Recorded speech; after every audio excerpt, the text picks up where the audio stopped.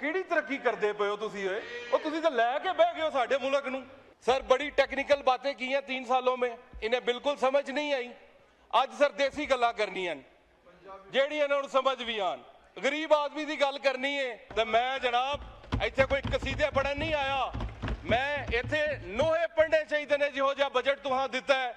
गरीब आदमी का कोई एक रिलीफ मैनू विखा दिओ, जे तनख्वाह दे उत्ते टैक्स की छूट दी जे तो भी 1,80,000 तो उत्ते उत्ते मैनू दसो किहड़ा गरीब आदमी 1,80,000 तनख्वाह लैंदा है। हर पासे करप्शन की अखीर की है तो मुल्क ने तरक्की करनी है। मुल्क नूं तुसां डिफॉल्ट तो बचा लिया। वो इत्थे हर बंदा वैसे ही डिफॉल्ट होया पिया है। वो बंदियां दे इत्थे इलाज हो गए ने, तुसां ठीक इलाज कर दिता आवाम दा। मेहरबानी करो साडी जान छड्डो, सानू जेड़ा तुहाडी होर हुकूमत नहीं चाहिदी। खुदा दा नाम मनो, साडी जान छड्डो, किते तुर जाओ। गरीब आदमी दे वोट लैके ते आए कोई नहीं, तो यकीन करो अपनियां महफिलां चाहते ने कि अगली बारी भी असां वोट लैके कोई नहीं आना, सैन जी आ जाओ। आरिफ साहब सर गुजराले दी गल या इंग्लिश में बोले या उर्दू में बोले, ये सर यकीन करें आपके रूल्स हैं, रूल्स के मुताबिक मूली गालियां नूं इहदी समझ बिल्कुल ठीक आ रही है। इन्हां नूं ना अंग्रेजी दी आनी है ना उर्दू दी आनी कि अभी तक भी वजीर आजम आज जो तकरीर करके गए, उन्होंने कहा है मुझे एड़ियां रगड़ने दे, चश्मा यहीं से निकलेगा। सर अब तक तो निकल आना चाहिए था, पता नहीं ये चश्मा कब निकलना है। अब तो इनकी लेटने लूटने से पता नहीं निकले तो निकले, एड़ियां रगड़ने से नहीं निकलता। तो मेहरबानी करो गरीब आदमी का भी कोई सोचो, कोई बिजली सस्ती करो, कोई तेल सस्ता करो, कोई आटा चीनी घ्यो सस्ता करो। मैनू फाइनेंस बिल च विखाओ कि जेड़ा कोई गरीब आदमी कारोबार करता है उन्होंने पैरा फोर्स छड्डी ने उहदे उत्ते, कदी उहदियां छाबड़ियां चुक के लै जांदी है, कदी उहदियां रेड़ियां उल्टा देंदी है, कदी जनाब उहदे जो है वो इनक्रोचमेंट के चक्कर के अंदर उहदियां दुकानां डेग देंदी है। गरीब आदमी कित्थे जावे? ये माशाल्लाह आज काफी वजीर बैठे हैं, शुक्र है अल्लाह का इतने मिल गए, वरना इतने इकट्ठे मिलते नहीं है। उन्होंने कहा कि सिफारिश नॉट एक्सेप्टेबल है, जो सिफारिश करता है हम उसे मुअत्तल कर देते हैं। और सर अगर सिफारिश नॉन एक्सेप्टेबल है तो करप्शन को भी तो नॉट एक्सेप्टेबल करे ना। अल्लाह के नामों के नीचे खड़ा होकर कहता हूं ऑडिट का भी एफबीआर में रेट है, असेसमेंट का भी रेट है, रिफंड का भी रेट है, स्टॉक टेकिंग का भी रेट है। मैं खुद कारोबार करता हूं, अल्लाह की कसम पहले जो था वो काम करवा लेते थे और पैसे देते थे। अभी जब का मैं एमएनए बन गया हूं अब कहते हैं पहले पैसे दो फिर काम करेंगे। ये हालात है सर। मेरे साथ अगर ये हो रहा है तो पाकिस्तान की आवाम के साथ क्या हो रहा होगा? और ये मैं अल्लाह के नामों के नीचे खड़ा होकर ये बात कर रहा हूं। ये सर 5वां बजट है ये जो शहबाज शरीफ साहब की हुकूमत पाकिस्तान को दे रही है। ये कोई पहला दूसरा बजट नहीं है कि अभी तक भी वजीर आजम आज जो तकरीर करके गए, उन्होंने कहा है मुझे एड़ियां रगड़ने दे, चश्मा यहीं से निकलेगा। सर अब तक तो निकल आना चाहिए था, पता नहीं ये चश्मा कब निकलना है। अब तो इनकी लेटने लूटने से पता नहीं निकले तो निकले, एड़ियां रगड़ने से नहीं निकलता। इस बजट के अंदर इन्होंने टैक्स रेवेन्यू का टारगेट 2300 अरब से बढ़ा दिया है और टोटल जो इन्होंने रेवेन्यू कलेक्ट करना है नॉन टैक्स और टैक्स का मिला के उसका हदफ तकरीबन जो है वो 20-21 हज़ार अरब के करीब रखा गया है। कोई भी ऐसी चीज़ नहीं बताई गई कि हम कोई इंडस्ट्री को रिलीफ दे के, कोई कारोबारों को मज़ीद जो है जो बंद हैं उन्हें चला के या अपनी टैक्स बेस ब्रॉडन करके जो है वो टैक्स कलेक्ट करेंगे। पिछले 2 सालों से इंडस्ट्री को ये लॉलीपॉप दे रहे हैं कि हम बिजली सस्ती कर रहे हैं। अभी फ़ोन कॉल भी मिलाते हैं तो अंदर वजीर आजम कहता है मैंने बिजली सस्ती कर दी, ट्विटर पे देखते हैं बिजली सस्ती कर दी, फेसबुक पे सस्ती कर दी। हमें तो आज तक इंडस्ट्री को बिजली सस्ती नहीं मिली, बिजली की वही कीमतें हैं बल्कि मज़ीद जो हैं वो बढ़ रही हैं। मेहरबानी करके ये जो फेसबुक और ट्विटर है यहाँ से बाहर आएँ और इंडस्ट्री को जो है वो बिजली के अंदर रिलीफ दें अगर आपने मज़ीद टैक्स कलेक्ट करने हैं। और ये ऑलरेडी जो कंप्लायंट सेक्टर है उन लोगों से अगर आपने टैक्स लेना है तो फिर जो चल रहे हैं कारोबार वो भी बंद हो जाएंगे। इस बजट के अंदर इन्होंने जैसे पिछले बजट के अंदर फाइनेंस बिल में इन लोगों ने ई कॉमर्स जो था वो डाला कस्टम में, सेल्स टैक्स में, इनकम टैक्स में। इस दफ़ा इन लोगों ने जो है फेसलेस डाला है जी अंदर। फेसलेस ऑडिट होगा, असेसमेंट होगा, एडजुडिकेशन होगा। पहले तो ये बताएं ई कॉमर्स से आपने कितने पैसे इकट्ठे किए, और ये जो फेसलेस वाला काम आप करने जा रहे हैं, नेशनल फेसलेस सेंटर बना के और वहां पे डीजी अपॉइंट करके आप लोग क्या कारोबारों को हरास करेंगे, कारोबारी बंदों को हरास करेंगे।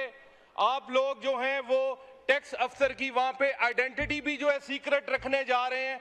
अगर आपका मकसद करप्शन खत्म करना है तो फिर मेहरबानी करके टैक्स अफसर की अगर आपने आइडेंटिटी सीक्रेट रखी है तो टैक्स पेयर की आइडेंटिटी भी सीक्रेट रखी जाए, उसे ना पता हो कि मैं किसका जो ऑडिट कर रहा हूं।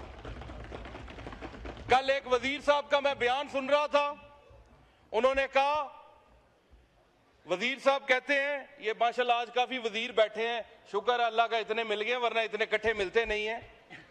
उन्होंने कहा देख लिया सर, उन्होंने कहा कि सिफारिश नॉट एक्सेप्टेबल है, जो सिफारिश करता है हम उसे मुअत्तल कर देते हैं। और सर अगर सिफारिश नॉन एक्सेप्टेबल है तो करप्शन को भी तो नॉट एक्सेप्टेबल करे ना। अल्लाह के नामों के नीचे खड़ा होकर कहता हूं, ऑडिट का भी एफबीआर में रेट है, असेसमेंट का भी रेट है, रिफंड का भी रेट है, स्टॉक टेकिंग का भी रेट है। मैं खुद कारोबार करता हूं, अल्लाह की कसम, पहले जो था वो काम करवा लेते थे और पैसे देते थे। अभी जब का मैं एमएनए बन गया हूं, अब कहते हैं पहले पैसे दो फिर काम करेंगे। ये हालात है सर। मेरे साथ अगर ये हो रहा है तो पाकिस्तान की आवाम के साथ क्या हो रहा होगा। और ये मैं अल्लाह के नामों के नीचे खड़ा होकर ये बात कर रहा हूं। सर बड़ी टेक्निकल बातें की हैं 3 सालों में, इन्हें बिल्कुल समझ नहीं आई। आज सर देसी गल्लां करनियां जेड़ियां उन्हें समझ भी आन। गरीब आदमी की गल करनी है, सद लिखना मैं बैणा दे, मैं लिखना वैन मावा दे, गरीबां दे मैं दुख लिखना, सितम लिखना मैं सावां दे। हयाती विच स्पीकर साहब मैं लिखे नहीं कसीदे बादशाहां दे, ते मैं जनाब इत्थे कोई कसीदे पढ़न नहीं आया, मैं इत्थे नोहे पढ़ने चाहिए ने जिहो जिहा बजट तुहां दिता है। गरीब आदमी दा कोई एक रिलीफ मैनू विखा दिओ, जे तनख्वाह दे उत्ते टैक्स की छूट दी जाए तो भी 1,80,000 तो उत्ते उत्ते मैनू दसो किहड़ा गरीब आदमी 1,80,000 तनख्वाह लैंदा है? किहड़ा गरीब आदमी इलेक्ट्रिक गड्डी मंगवांदा है? ते मेहरबानी करो गरीब आदमी दा भी कोई सोचो, कोई बिजली सस्ती करो, कोई तेल सस्ता करो, कोई आटा चीनी घ्यो सस्ता करो। मैनू फाइनेंस बिल च विखाओ कित्थे आटा चीनी घ्यो बिजली दा बिल गैस दा बिल पाया जे, कित्थे ओदी तलीम पाई जे, कित्थे ओदी सेहत पाई जे, कित्थे ओदा रोजगार पाया जे। कित्थे 0/0 सर गरीब आदमी वास्ते। गरीब आदमी नू कुछ भी नहीं। उल्टा पंजाब हुकूमत दीयां पॉलिसियां ऐसियां ने कि जेड़ा कोई गरीब आदमी कारोबार करदा है ओनू पैरा फोर्स छड्डी ने ओदे उत्ते। कदी ओदियां छाबड़ियां चुक के लै जांदी है, कदी ओदियां रेड़ियां उल्टा देंदी है, कदी जनाब ओदे जो है वो इनक्रोचमेंट के चक्कर के अंदर ओदियां दुकानां डेग देंदी है। गरीब आदमी कित्थे जावे? स्पीकर साहब गरीब आदमी मर जाए? स्पीकर साहब गरीब आदमी कित्थे जाए? गरीब आदमी दे वोट लैके ते आए कोई नहीं, तो यकीन करो अपनी महफिल जाते ने कि अगली बारी भी असा वोट लैके कोई नहीं आना, सैन जी आ जा। सर हैल्थ नू तबाह कर दिता, हैल्थ पंजाब दी ठेके ते दे दिती, एजुकेशन पंजाब दी ठेके ते दे दिती। सर 3 मरीज एक बैड दे उत्ते, वो केड़ी तरक्की है भाई? ਉਹ ਵਜ਼ੀਰੋ ਮੈਨੂੰ ਦੱਸੋ ਤੇ ਸਹੀ ਕਿਹੜੀ ਤਰੱਕੀ ਪੇ ਕਰਦੇ ਹੋ? ਸਰ 4 ਦਵਾਈਆਂ ਟੋਟਲ ਗੁਜਰਾਂਵਾਲੇ ਦੇ ਸਿਵਲ ਹਸਪਤਾਲ 'ਚ 5 ਲੱਭਦੀਆਂ ਨੇ। ਕਿਸੇ ਮਰਜ਼ ਦਾ ਜਿਹੜਾ ਮਰੀਜ਼ ਆ ਜੇ ਉਹ ਹੀ ਦੇਣੀਆਂ ਨੇ। ਜੇ ਡਾਕਟਰ ਬਾਹਰ ਦੀ ਲਿਖ ਕੇ ਦੇਵੇ ਤਾਂ ਵੀ ਡਾਕਟਰ ਨੂੰ ਮੁਅੱਤਲ, ਜੇ ਮਰੀਜ਼ ਮਰ ਜੇ ਤੇ ਡਾਕਟਰ ਕੀ ਕਰੇ? ਉਹ ਦਵਾਈਆਂ ਹੀ 3-4 ਨੇ। ਉਸ ਤੋਂ ਬਾਅਦ ਸਰ ਇੱਥੇ ਕਿੰਨੇ ਮੈਂਬਰ ਬੈਠੇ ਨੇ, ਜਿੱਦ ਕੋਲ ਮਰਜ਼ੀ ਪੁੱਛ ਲਓ, ਪਿੱਤੇ ਦੀ ਤਕਲੀਫ ਕਿੰਨੀ ਤਕਲੀਫ ਦੇ ਹੈ। ਪਿੱਤੇ ਦਾ ਆਪਰੇਸ਼ਨ ਨਾ ਹੋਵੇ ਬੰਦਾ ਮਰਨ ਨੂੰ ਫਿਰਦਾ ਹੈ। ਉਹ ਗੁਜਰਾਂਵਾਲੇ ਹਸਪਤਾਲ ਜਾਈਏ, ਉਹ ਪਿੱਤੇ ਦੇ ਆਪਰੇਸ਼ਨ ਵਾਸਤੇ ਵੀ 1.5 ਸਾਲ ਦਾ ਟਾਈਮ। ਉਹ ਕਿਹੜੀ ਤਰੱਕੀ ਕਰਦੇ ਪਏ ਹੋ ਤੁਸੀਂ? ਉਹ ਤੁਸੀਂ ਤਾਂ ਲੈ ਕੇ ਬਹਿ ਗਏ ਹੋ ਸਾਡੇ ਮੁਲਕ ਨੂੰ। ਮਿਹਰਬਾਨੀ ਕਰੋ, ਸੁਥਰਾ ਪੰਜਾਬ ਦੇ ਵਿੱਚ ਵੀ ਕਰਪਸ਼ਨ ਘਟਾਓ। ਆਪਣੇ ਘਰ ਦੇ ਮੁਲਾਜ਼ਮ ਭਰਤੀ ਕੀਤੇ ਜੇ ਸੁਥਰਾ ਪੰਜਾਬ ਦੇ ਅੰਦਰ ਲੁੱਟ ਕੇ ਖਾ ਗਏ ਨੇ 10-10 ਲੱਖ ਰੁਪਈਆ ਇੱਕ ਪੁਆਇੰਟ ਦਾ। ਉਹੀ ਡੰਪਰ ਬਾਰ-ਬਾਰ ਜਾਂਦਾ ਹੈ, ਬਾਰ-ਬਾਰ ਪੈਸੇ ਲੈ ਕੇ ਆਂਦਾ ਹੈ। हर पासे करप्शन की अखीर की है तो मुल्क ने तरक्की करनी है। मुल्क नूं तुसां डिफॉल्ट तो बचा लिया। वो इत्थे हर बंदा वैसे ही डिफॉल्ट होया पिया है। ਉਹ ਬੰਦਿਆਂ ਦੇ ਇੱਥੇ ਇਲਾਜ ਹੋ ਗਏ ਨੇ, ਤੁਸੀਂ ਠੀਕ ਇਲਾਜ ਕਰ ਦਿੱਤਾ ਆਵਾਮ ਦਾ, ਮਿਹਰਬਾਨੀ ਕਰੋ ਸਾਡੀ ਜਾਨ ਛੱਡੋ। ਸਾਨੂੰ ਜਿਹੜਾ ਤੁਹਾਡੀ ਹੋਰ ਹਕੂਮਤ ਨਹੀਂ ਚਾਹੀਦੀ, खुदा दा नाम मनो, साडी जान छड्डो, किते तुर जाओ। आरिफ साहब सर गुजराले दी गल यहाँ इंग्लिश में बोले या उर्दू में बोले, ये सर यकीन करें आपके रूल्स हैं, रूल्स के मुताबिक नुली गालियां नु इहदी समझ बिल्कुल ठीक आ रही है। इन्हां नु ना अंग्रेजी दी आनी है ना उर्दू दी आनी। सर जी देखें आप, सर जी ऑस्टेरिटी दियां गल्लां, ऑस्टेरिटी दियां गल्लां, आरिफ साहब एक मिनट माइक बंद कीजिए। No cross talk, no cross talk. देखिए आरिफ साहब, अगर आप रूल 281 निकाल लें तो उसमें वाज़े लिखा है जब तक चेयर से परमिशन ना मिले you can only speak in English और उर्दू। तो काइंडली पाबंदी कीजिए, पाबंदी कीजिए। चल सर मुझे वाइंड अप करें, आपके सर मुझे 2 मिनट रहते हैं, वाइंड अप करें। मुझे मजीद इजाजत दे दें सर, मैं बोल सकूं सर, मेहरबानी। 2 मिनट रहते हैं, वाइंड अप करें प्लीज। सर आप सर मुझे इजाजत दे दें मेहरबानी।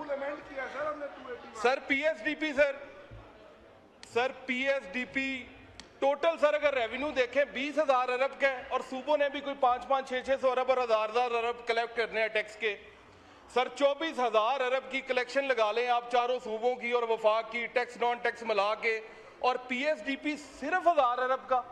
अवाम के ऊपर सिर्फ 1,000 अरब लगना है, और सूबों में कहीं पे 400 लग रहा है, कहीं पे 700, कहीं पे 300, कहीं पे 600, टोटल मिला लें तो 2,025 अरब की डेवलपमेंट है पब्लिक सेक्टर के अंदर सूबों की और वफाक की मिला के। सर मुझे बताएं, इतने बड़े जो आपने हाथी पाल रखे हैं, 25-25 हज़ार की अरब की कलेक्शन करते हैं और अवाम को वापस 2,000 देते हैं। सर ये तो बड़ी ज्यादती है मुल्क के साथ। और आखिर में गुजरांवाला को सर पीएसडीपी के अंदर कुछ भी नहीं दिया गया। सर मुझे तो हैरानगी होती है, यहाँ पे गुजरांवाला की नुमाइंदगी मेरे से अलावा भी कोई ना कोई तो होगी, तो वो यहाँ पे क्या लेने आते हैं अगर अपने शहर की बात नहीं कर सकते, अपने पैसे नहीं लेके जा सकते यहाँ से, इनसे छीन के।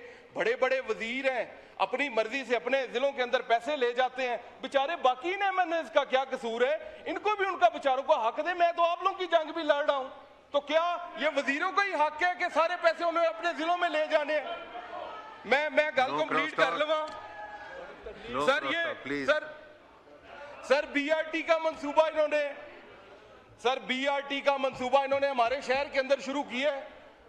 सर हमारे शहर के अंदर जो इन्होंने बीआरटी का मंसूबा शुरू किया है, तकरीबन 15 से 20 अरब का इंफ्रास्ट्रक्चर पहले हमारे शहर का तबाह किया है। उसके बाद 63 बिलियन का वो मंसूबा है, कुल मिला के 80-85 अरब रुपए बन जाते हैं। और सर वो सारा शहर इन्होंने उखाड़ा हुआ है, और ये नहीं पता कि वो अब किधर जाएगा, वो कैसे कंप्लीट होगा। और हमारे किसी शहर के एमपीए एमएनए चाहे हुकूमत के हैं, मैं अपनी बात छोड़ता हूँ, उनसे भी मशवरा नहीं लिया गया। लाहौर में बैठ के ये फैसले कर दिए जाते हैं। इतने पैसों में सर और भी बड़ा कुछ हो सकता था। हमारे शहर में जो यूनिवर्सिटी इन्होंने दी है आखिरकार कितने सालों बाद, उसके लिए 5 करोड़ रिलीज करते हैं। एक भी पब्लिक सेक्टर यूनिवर्सिटी नहीं थी हमारे शहर के अंदर। सर इसके अंदर 63 अरब में अस्पताल बन जाते हैं, यूनिवर्सिटियां बन जाती हैं, सर बड़ी चीजें बन जाती हैं। तो मैं तो ये एनएफसी के दावे करने वालों को ये कहता हूं कि ये बिल्कुल जो है ये ड्रामा है एनएफसी। अगर वाकई गरीब लोगों को और छोटे शहरों को उनके हकूक नहीं मिलने, तो सर इसका फिर कोई फायदा नहीं है। और आखिर में शेर पढ़ने से पहले सर, अगर बलोचिस्तान की आबादी जो है वो 2 करोड़ से नीचे है तो वो सूबा है, तो आजकल इधर सूबा बनने की बातें हो रही थी। खुदा का वास्ता है सर, हमारा जो गुजरांवाला डिवीजन है और गुजरात, उसकी आबादी भी 2 करोड़ से ऊपर है। हमें भी सर सूबा बना दें, हमारी लाहौर से जान छुड़वाएं। लाहौर वाले सर हमें लेके बैठ गए हैं, सारे पैसे उधर लग जाते हैं। और आखिर में शेर पढ़ के इजाजत चाहूंगा, जदों मजदूर भुखे दी अना विके ते की लिखा। मतलब करे भी मजदूरी मरे ही भुखा ते मैं की आखा। जदों मजदूर भुखे दी अना विके ते की लिखा, जदों रोटी दे बदले विच हया विके ते की लिखा, जदों गर्जां दी मंडी विच बिरा विके ते की लिखा, ते किसे मजबूर औरत दी अदा विके ते की लिखा। स्पीकर साहब, फिर मैं उदों नगरी दे वाली दी कमीनी गर्ज लिखांगा, रत दे नाल वर्के ते बगावत फर्ज लिखांगा, बगावत फर्ज लिखांगा। शुक्रिया।